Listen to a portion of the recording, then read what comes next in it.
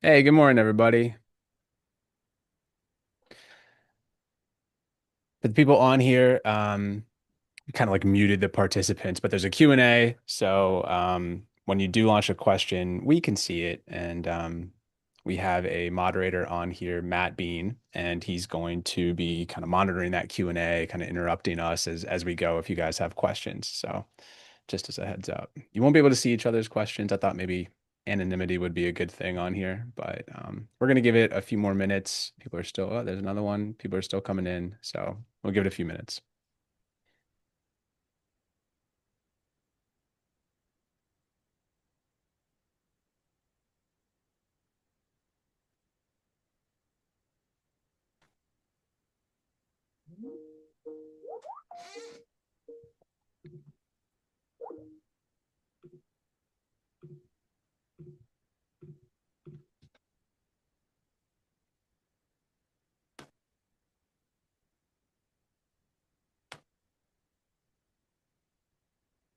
And I see some people on here I want to talk to. I guess I could use your name. Hey, Suzanne. Good to see you. I'm not seeing you, but good to be seen, I guess. It's been a long time.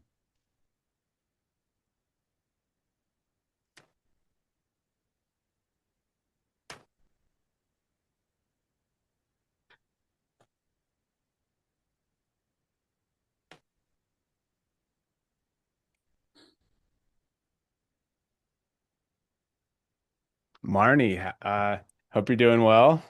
Hope you're doing well.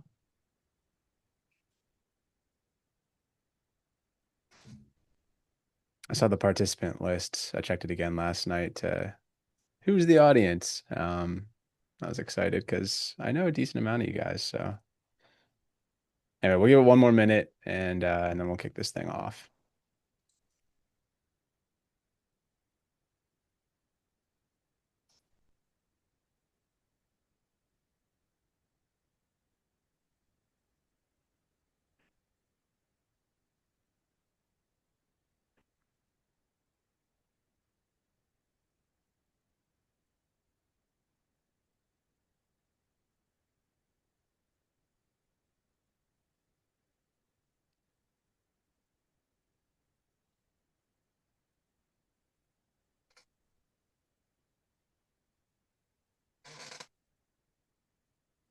All right, let's do it. All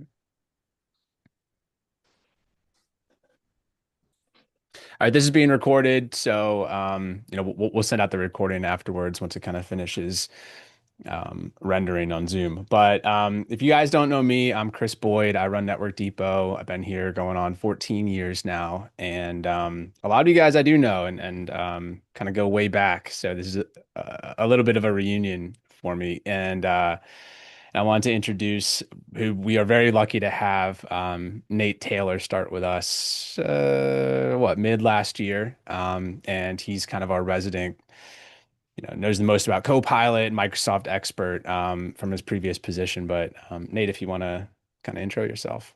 Yeah, hey everyone. My name's Nate. I've been with Network Deeper for coming up on almost half a year now. I was my previous role. I was a Copilot engineer, helped create some customizable Copilot agents.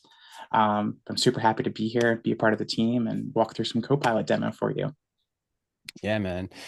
Well, Nate is the man. And if you guys have any questions, Nate's going to largely be demoing some Copilot stuff, some cool stuff that you can do, kind of sharing his screen and going through live, examples.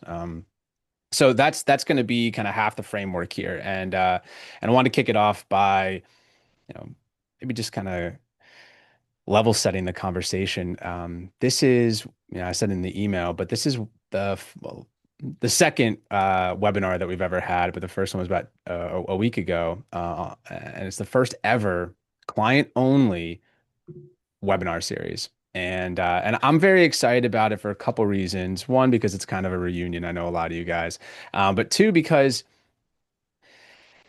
in the 14 years I've been here, I have never once spoken to more than one client at a time. How slow is that? Just one by one, the account manager's talking to you guys one by one. And And back, quick anecdote, back in January, the morning of an all hands, actually, I was talking to a client and he's not on this call. He was on the first call, but he kind of unsolicited said, "Hey, Chris, I think one of your superpowers is your help desk." And they're not represented today on the call, but he's like, they are so fast and so quick, and he's not wrong. In fact, that morning was going into an all hand. So I had these stats prepared and we had closed 13,650 tickets last year. That's a lot. That's a ton of tickets. So we're doing a very, very good job. And you don't close that many tickets without a really quality, competent staff. Um, and out of those, you guys see them, but when a ticket is closed, there's the, green smiley face, yellow neutral, and red frowny face, right? And anyone that you choose, you can put a comment in afterwards. And when you submit it, it blasts it out to our team. We actually see it. So kind of like pulling back the curtain here, it's actually syncs to our website. That's what, if you guys click like I approve this for marketing purposes or whatever, it syncs to our website. And by far, the number one comment that we got back was speed. Quick response, quick response, quick response. Nate was so quick, or Jeff was so quick, or Scott was so quick, and it's all fast speed, quick response, quickly resolved. And you don't get speed without competence, so I think that would be a given. But you guys are telling us what matters. You guys and your users are telling us what matters, and it's speed. It's being quick. And right then, when I was on a call with the client, kind of an idea was born. And AI is the fastest thing in the room right now. And this is a great opportunity for us to mimic what Help Desk has done and act quickly on the account management and kind of consultative part of our business with you guys. And so I'm like, let me talk directly to the clients. I've never done it before. So I appreciate you guys joining today. Hopefully it's not hopefully it's a good use of your time. We're obviously going to be talking about Copilot, but the title of this webinar is called The Do's, Don'ts, and Musts of AI and Copilot. And so Nate's going to speak really heavily on Copilot. Like I said, share his screen, show you guys some cool stuff to do.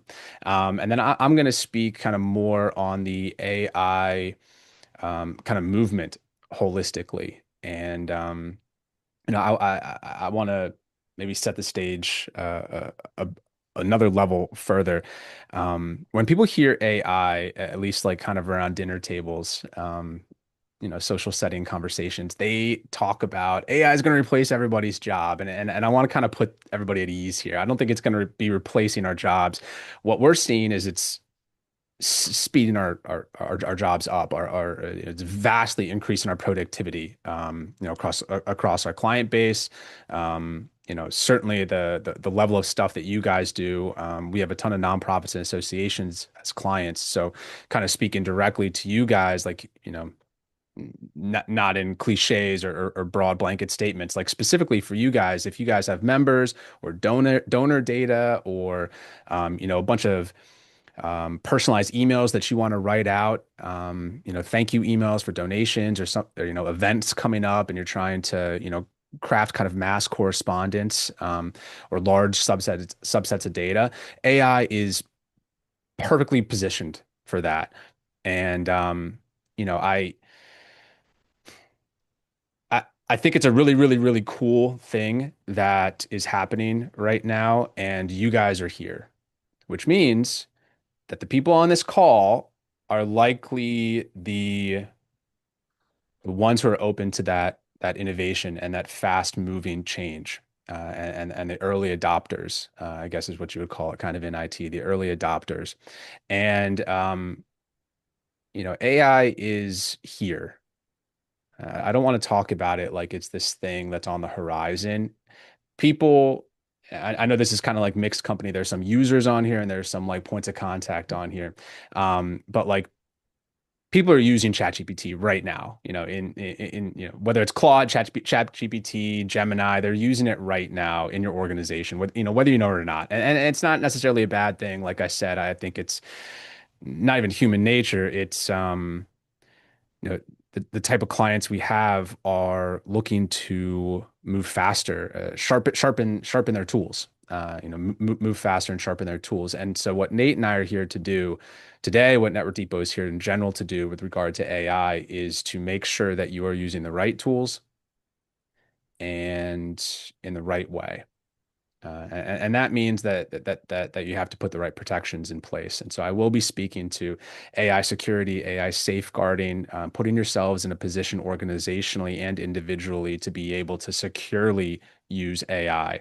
Maybe you don't know what that means right now, but we're going to get into it. This whole call is going to be less than an hour, but we're going to get into it today, kind of talking generalities, and then specifically with your guys' organizations. My hope would be a 30-minute conversation, talk to your account managers after this, be like, hey, what's up? Chris and Nate show me this stuff. I would like to do that stuff, or at least talk a little bit further about how that might impact me or where I am and how far away from that I am. So that's kind of what this is today is a bit of a launching pad for that. Anyway, um,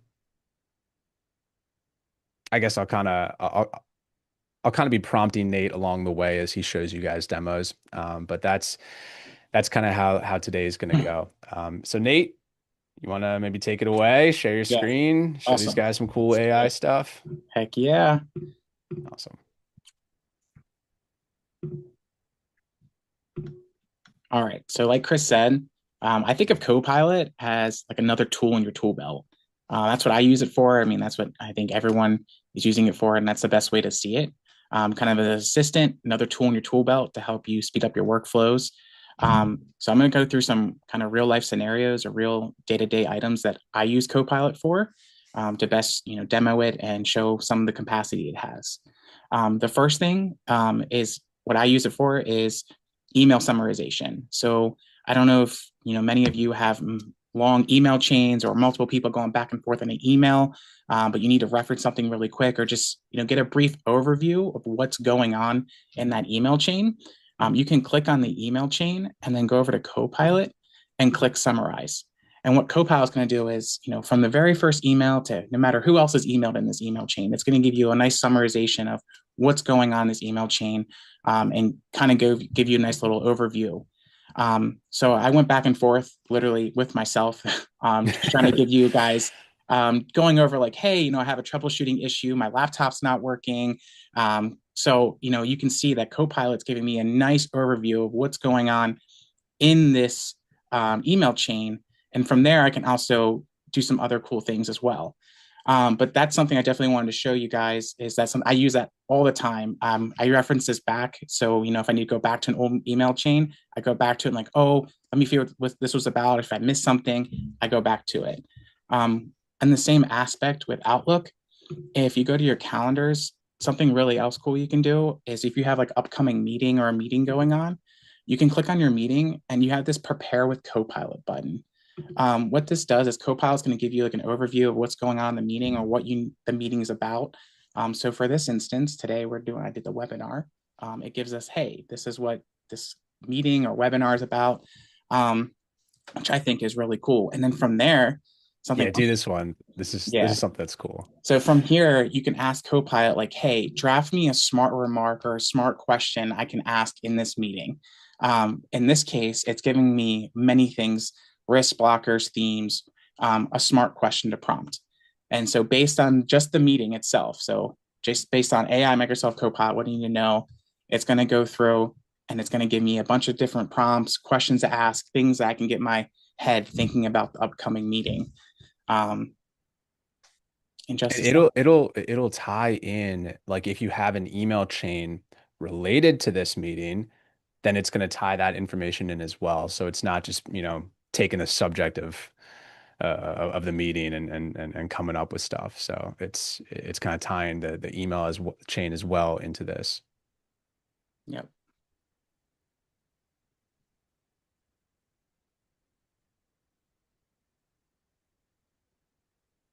Awesome. So as you can see, there's 40 took 43 seconds, but when it gives me a lot of things to think about and talk about.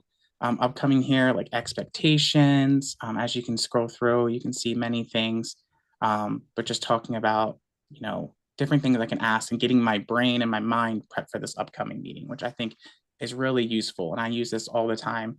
Um, so that's something I just wanted to show you guys as well. And then the next thing is Microsoft Teams. So Copilot works really well with doing meeting recordings and meeting summarizations. So I did like a brief meeting with myself, just talking about Copilot and AI. But I went back to the meeting recording and I came in here, and you can see there's this AI summary tab, and it gives you an overview of, what was said during the meeting. And it's just really great to do. So if you have like an extensive meeting or a long meeting where multiple people are going back and forth in the meeting, you can just go back to that summary and say, oh, Chris said, hey, Nate, I need you to do this follow-up task. Or, hey, Matt needed to schedule a follow-up meeting because we ran out of time. Or, you just need to go back and reference a point in that meeting. It's really great to have this summarization here. I think this is a really cool example to bring up. I think AI is cool when you use it for something like this, but I think it becomes like orders of magnitude cooler when you add a second step involving AI. I'll give you an example.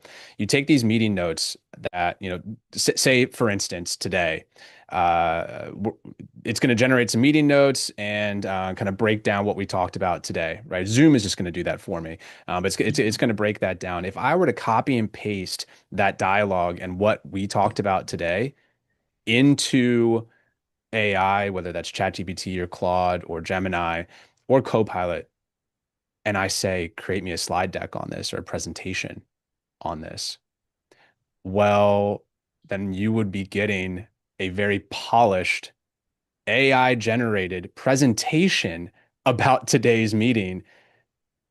And I could just send that out to you guys. Now, I think that is like compounding AI. Um, I've done it live. I could, if we have a one-on-one meeting, it works better like that. But I could show you how to do that. Take a meeting summary, copy and paste that. I use Claude and I paste the meeting notes in there. I say, create me the text to create a presentation. It creates that text. I paste that into an AI generator presentation tool, and it generates me a professional presentation with images and pictures, branding, and I can just send that out to you guys. And that took me less than 45 seconds. That's what I mean with like, holy crap, like this is moving very, very quickly. Now that's a very pointed example, but I think it illustrates the point when AI is used on top of AI, it compounds and it really speeds stuff up. I'm pumped because I believe that Network Depot's client base, certainly the people on this call today and the ones who joined last week, um, but AI is hopefully going to be a rising tide for Network Depot clients. And it's got me very excited about this year. I mean, it'll happen this year whether we want it to or not. And so if it can be controlled, I believe that it could be really, really impactful across the whole client base. Awesome. Sorry, Nate. Yeah. No, that's awesome. I really appreciate the input there. Another thing that I use Copilot for is I'm a huge, heavy Word user. So I use Word a lot, create documents, create notes, any type of walkthroughs, documentation. I use Word. But I also use Word to create like invitations and meetings or meeting invites. So something really cool I wanted to show and demonstrate is you can actually just as you can see at the top of Word here, it says describe what you'd like to draft with Copilot. So literally, if I wanted to draft an invitation for a webinar for Microsoft 365, it will literally draft me a rough copy. I can plug and play some details, and I wanted to show you that. So we can just tell it, create invitation, webinar about Microsoft.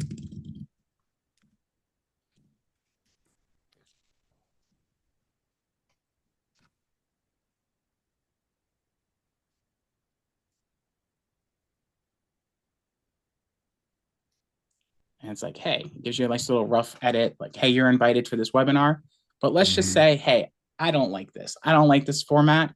You can actually click this regenerate button, and it'll regenerate with different wording or maybe a different header, a different outline for you, as you can see here. And you can, keep doing this, or you can even add some more details like, you can tell, like literally make it more professional or make it more friendly. And from there, it'll add or adjust it to what you want it to be more like. So you can add more variables to it or remove variables if you don't.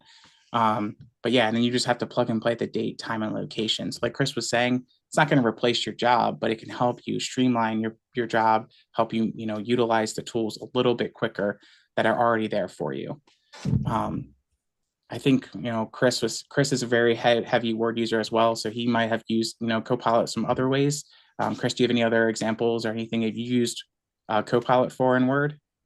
Yeah, what I was using Word for initially is what's important to understand about Copilot. It's not like ChatGPT or Claude or Gemini. Those are, large language models. Those are, put prompt in a web browser and it's going to generate some stuff for you. This is different. Copilot is Microsoft putting AI into apps, okay, within your 365. So it's not browser based. It's not like a search engine, like maybe ChatGPT. You kind of maybe use that for like maybe more of a search engine type thing or a prompt type thing. And so within Copilot, I was using Word as kind of that ChatGPT-esque. And so I'd be like, hey, generate me this thing, right? And so then it could give me a visual of it or it could include images of it. You can't get that in Excel, right? You can't get that in an Outlook plugin for Copilot. And so for me, I think Word and Teams are the ones that I use the most for content generation. Um, and it's powerful because you might say, okay, well then why would I use Copilot and not, one of those other ones that I mentioned? And the reason being is because Copilot is integrated into your entire business. And so it's pulling, if Nate wanted to follow this up with, okay, we'll create an attendee list based on the last calendar invite that I had. Well, ChatGPT is not going to be able to do that unless you plug it into your environment. This, it could. It has access to your calendar. It has access to everything that you have. It has access to potentially a donor list or the event that you ran last month. So it's gonna be able to pull things from your environment that an outside AI agent wouldn't be able to do without an external connection. So you see what I'm saying? Yep. So it is powerful because it is entrenched in your Microsoft tenant. Yep. And I have a great way to show an example of that too, Chris. So Okay. um, I also used Copilot, just like the chat window. So it's just very much like Gemini or ChatGPT, Claude. Hmm. But the great thing about this, like Chris was saying, it's integrated with your 365 environment. So if you have access to a SharePoint, to it, for your OneDrive, things like that, where for my case, sometimes I'm working in a document and I don't know where the document was saved or where it was even, to begin with. Or sometimes, I don't know if this happened to you guys, but actually happened to me 2 days ago. I was working on a document and my computer just updated and rebooted on its own. I was like, man. So I literally pulled up Copilot and I asked to locate the document I was working on. So just to show you that, because Copilot is integrated with my 365 environment, if I have access to that document, Copilot can find that document. So I was working on a document to deploy iPads. So deploy. So if I tell it to find me the document called deploy iOS, it's going to search my OneDrive. It's going to search for any document that I have permissions to or SharePoint site. If someone shared out a document with me, same thing. And look, within seconds, it already located the document I was working on. And it Hmm. also gives you a nice little brief, I would say summary about the document, um, as well as some details like the last modified, author, and who was last modified by.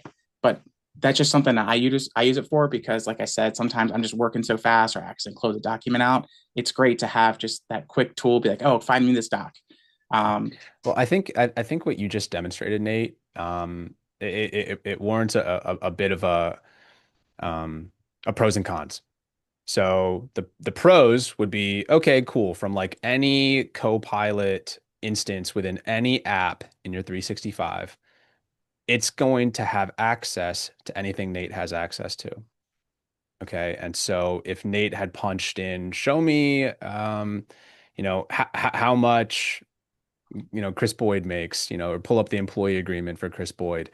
Well, don't do that. But Nate is not going to have access to that, and therefore it's not going to help him. However, that brings in the con. And if you're not properly, they call it permission hygiene, but if you don't have permissions properly set up in your SharePoint site or OneDrive site or calendar permissions, email permissions, those sorts of things, if you don't have that properly set up, put those guardrails up and, to prevent people from seeing stuff they shouldn't be able to see, well, then they can see it. So Copilot, its permissions mirror your permissions. Okay. And so, like, a prereq to putting Copilot into your tenant or giving your users Copilot is permission hygiene. Okay. So I want to make that really, really clear because that is a scary con. That con outweighs the pros, in my opinion. So, anyway, that's a good example for that. Awesome. And then another thing I use the chat window for is I can ask it for like upcoming events. So since, like I said, it's integrated with Microsoft, it has access to my Outlook calendar. So I can ask it, what are my upcoming meetings? And it should pull up any upcoming meeting I have. Look at that, 15 meetings. So all my meetings are coming up like bams. And I can literally click on any one and also edit that meeting if I want to. Let me see if there's a good example. So if I wanted to click into this one, it can pull it right up and I can go right to the meeting and edit the meeting right from here, which I think is really cool. It's something that I use all the time. So if I need to see like a rough overview of my upcoming week or my next 2 weeks of work, and if I need to make adjustments because I had like a last minute meeting change or someone's like, hey, I have an emergency going on. Do you have any availability the next 2 weeks to have like an hour meeting? I can just pull up Copilot and find a time that works best for them. Talking along meetings though is I don't know if you've ever run into this, but I've run into this a lot. We have to have a dual or multiple person meeting, and it's kind of hard to navigate who's available, when they're available, so you can ask Copilot like to help you show availability for anyone in your organization for upcoming meetings. So I could ask Copilot, when is the next time Chris and Mandy can meet for meeting? There are a couple Chris's here, but Okay, there are 5 Chris's automatically here. I talk to Chris Boyd the most, so Copilot should know that. But and it should pull up, a meeting time or the next available time slot for Chris and Mandy for me to schedule a meeting with them. This is what I first thought Copilot would be. I thought Copilot would be an assistant, basically. I mean, that's kind of how Microsoft positions it, or at least was positioning it initially, is you have a virtual assistant. And they're not wrong. You could do more with it, but like this is certainly something a virtual assistant, that's something that would be in their job, right? Mm-hmm. Yeah. Awesome. So yeah, so as you can see, it pulled up. All right, Thursday at 3 to 3:30, Chris and Mandy both are available, as well as myself, and I can create a meeting with them. And I can, right from this window, I can literally send them a meeting invite for that time for 3 to 3:30, the recommended time.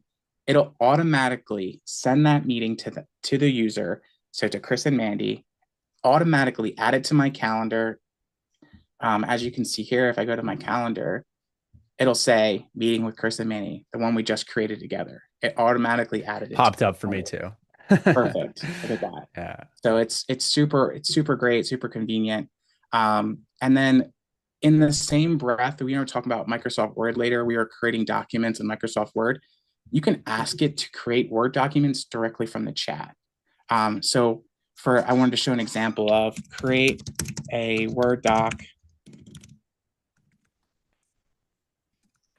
about Microsoft Exchange and what Microsoft can do.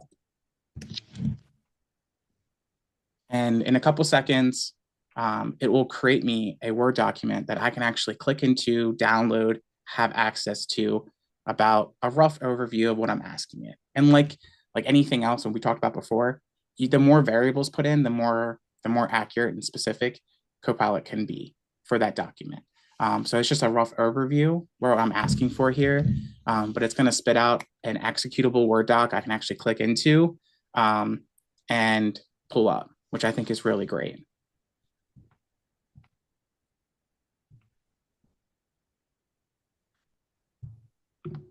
So as you can see, it's here and BAMS. It's already given me a rough overview of what I asked it to do. And like I said, if you want to get more granular, you put more details about whatever you want to ask or create you for. So that was something else that I go to use this for. Instead of going directly to Word, I can just do it right from the Copilot chat, Hmm. which I think is really cool. Yeah, that's kind of like why I would use if you're new to Copilot or if it's something you're looking to deploy out, an easy way to kind of get your feet wet or get your users' feet wet is by using Word. And I mean, they're all like kind of pretty self-explanatory, but Word is going to be something that's going to be like an immediate, I prompt it, it generates something for me.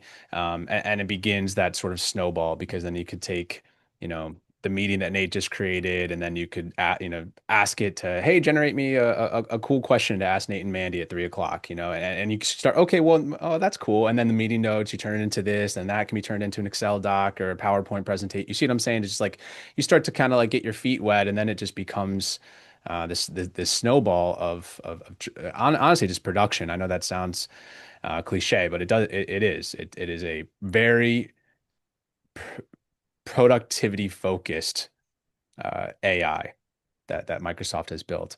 The reason why I want to, two reasons why I want to kind of drive urgency in this, and why I'm trying to act quickly on this. If anybody saw the Super Bowl, you probably saw a dozen AI commercials, right? And so it's not slowing down and speeding up, and there's a lot of money being poured into it. And that's just not just Copilot, but I can't wake up in the morning without seeing an ad for Copilot.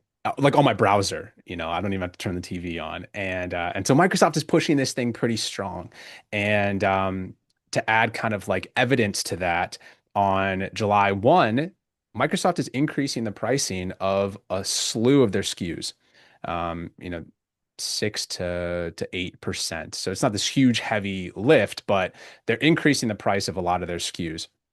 Um, their justification for that, if you look at the features that they're adding, Copilot, Intune, Defender, it's all AI based. Okay, you would use Intune Defender. We're going to get into this, but you're going to use Intune and Defender and Purview to control AI. But they're raising the pricing on their licensing to include this stuff. So this is like whether you want it or not coming at you, and that's I think a really good um, there's a date, like a by then date. So July 1, they're going to be doing this. You're gonna have this stuff. They're not giving you Copilot for free, but they're giving you the means of controlling it.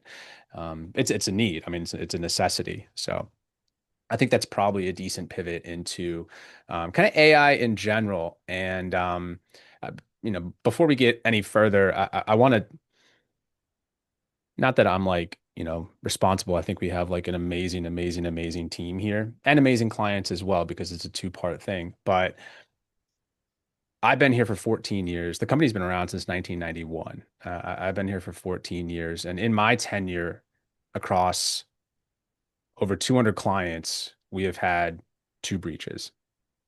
And both of them were recovered from backups. No data lost, no donor records out there, no ransom paid, no board meeting about a breach. And that's not an accident. That is architecture. That is designing your guys' network in a secure manner. And cybersecurity, as you guys know, a lot of, I see the attendees on here and I recognize a lot of the names. It means that you've been around for a while. You've seen us have different iterations of cybersecurity threat comes out. Okay, we defend that. So another one comes out. I'll give you real world again. Won't talk in platitudes. Antivirus is no longer enough. Okay, we'll roll out an endpoint detection response. Phishing emails that was leading to ransomware. Okay, we'll get a better phishing, filter, and train your users on it with anti-phishing campaigns. Restoring from backups, that there's no accident there. We had to roll out a mandatory, we got to back up your 365. Backing up servers, but nobody's on servers anymore, or very few, and they're dwindling. So your stuff is up here. We need to back that up. Okay, we roll that out. And so there's been this constant sort of like, you know, threats rise up and we come in, and the result there is that you guys are pretty damn secure, and we take a lot of pride in that, seriously, and that's a huge shout out to the team, because that's not just, that's not me, that's our technical engineers, that's our network design team. So pushing for these things. And you know with AI moving so quickly, I we have to act in kind. And so you know we have to be ready for what AI demands. And what we're doing for our clients right now is, I'm not trying to sell this. What I am trying to do is have a conversation with you. So there is a means of protecting you from this sort of stuff. We talked about permission hygiene, but external AI is actually a larger threat to, permission hygiene.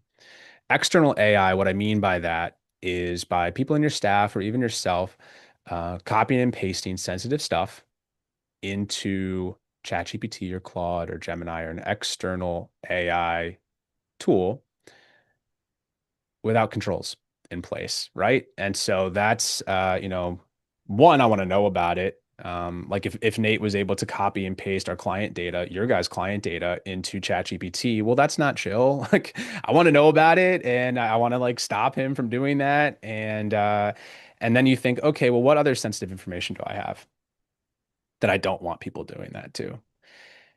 Well, that's a messy little question. What sensitive data do I have? And so you would need some tool. And then what happens in the future when more sensitive data is created? And I didn't create it, somebody else did. I don't know about it, right? And so you see what I mean is just like it gets pretty spider webby pretty quickly on what is sensitive, what I don't want people doing. Okay, that level of control, those guardrails, that's architecture. And what we're trying to do right now is meet with clients and build that architecture. It's not super cheap, it's not super expensive, but it is, in my opinion, very necessary. If you are to want, if you are to use AI, it would be a necessity. And I, again, kind of want to ground that in real world. Microsoft knows about this stuff. A lot of people know about this stuff, about the scary stuff that could happen. And so they're baking it into their ecosystem. And some of our clients are pretty heavily Microsoft. Most of them are. Some of them, you know, they are almost to the point where that their infrastructure and the architecture is set up so that we can control AI. But you would need Intune, Defender, Purview, and you would need Entra policies, conditional access policies being pushed out. That's going to control user accounts and permissioning and stuff like that, but it's also going to control devices. And I'm going to share my screen here real quick and show you guys what exactly I'm talking about.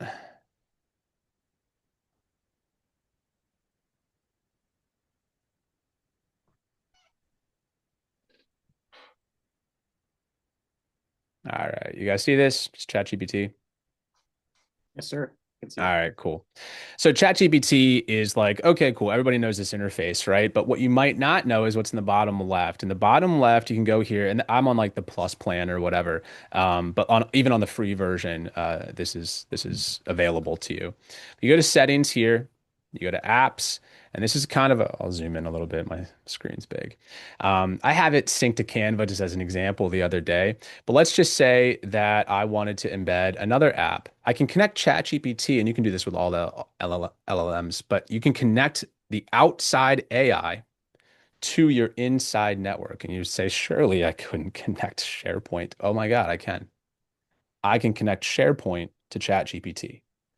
So this is kind of what I was alluding to earlier with Nate, is, you know, if you have an outside AI agent plugged into your inside tenant, well, I could ask ChatGPT to look at how much Nate Taylor makes, and ChatGPT knows. It's not confined to your Microsoft tenant. Say, okay, well, I want to email everybody who attended this meeting today. Okay, well, let's go to Outlook, and I can plug it into Outlook. I can, hey, let me send the whole staff a Teams invite. Okay, I can plug it into Teams. So I'll stop sharing, but I think you guys are kind of hopefully getting the message here of it's not necessary, Copilot is an internal resource AI tool and also threat. You need to design that architecture to put those guardrails up internally, but you also have an enormous threat outside where you could plug these things in. And even without plugging it in, we could turn that off and okay, now it's severed. You can't do that anymore. You can't plug it in anymore. Well, what's stopping you from copying and pasting? Well, there's more guardrails you got to put up. Well, what if I don't want to cut it off, Chris? You were just talking about increasing productivity. I don't want my staff to not be able to use this great new thing. Okay, well, then we need to set it up permission wise, and then it gets a little bit more messy. There are a little bit more custom controls. That's why I think a one-on-one is probably the best. Or maybe a subset of your staff. You're like, hey, I don't want the interns to be able to do that, but like my C-suite, yeah, dude, like, yeah, of course, they're vested. So setting that up kind of on a client by client basis, that's my goal over the next 2 weeks or something like that. We've already had a handful of these meetings the past week, which is why Nate has 15 calendar invites. But our goal here is to chat with you guys about this. Okay, setting up Intune, Defender, and Purview, controlling your guys' devices, controlling third-party apps, and that whole architecture of designing this thing. It's going to cost. I don't want to get too specific, but it's going to cost a couple grand to set that up. Okay, and then it's going to cost a little bit to maintain that, and that's just that's what I hope most clients will do, or all clients will do. And that's what's driving this urgency here, and prompting why I'm talking to clients, more than one at a time for the first time ever. So, I'm excited about it. Again, we'll kind of have some closing remarks here, but um, I'm excited about it. I have a lot of faith in our clients, and hopefully today was a good use of your guys' time. You got to learn some cool Copilot tricks, and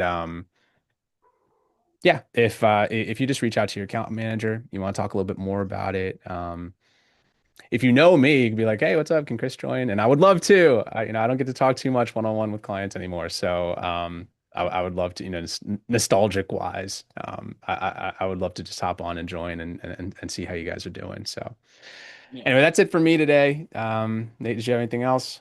Yeah, I just wanted to add one thing. So Chris was talking about how you can set up permissions, but you can also customize Copilot to what your organization or how your organization wants to use it. So you can tell Copilot to give it access to certain SharePoint directories or not even have access to the outside web. So Copilot just uses internal documents to generate its responses. So it's just something to also think about for privacy and protection as well. So you can also customize Copilot to how you want to use it internally in your organization. Yeah, it's pretty cool. It's pretty cool. And new features are being pushed out all the time, dude. It even says that if you open up Claude, it says like new updates. What does it say? Sending new updates soon, or punting new updates soon, or something like that. And it's just like it's been saying that for a month because it just doesn't stop. So Yeah. I mean, yeah, using AI in like September versus now is Yeah. night and day. Yeah, it's crazy. Anyway, all right, guys. Kept that pretty brief. Do you guys have any questions? Do you guys have any questions for us specifically about you guys? Again, we'll kind of keep names kind of cloaked here. But any questions?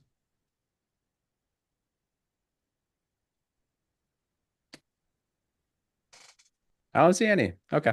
All right. Well, have a great rest of your day, guys. Hopefully, I'll talk to you guys soon. Bye, All right. everyone. Bye. Bye.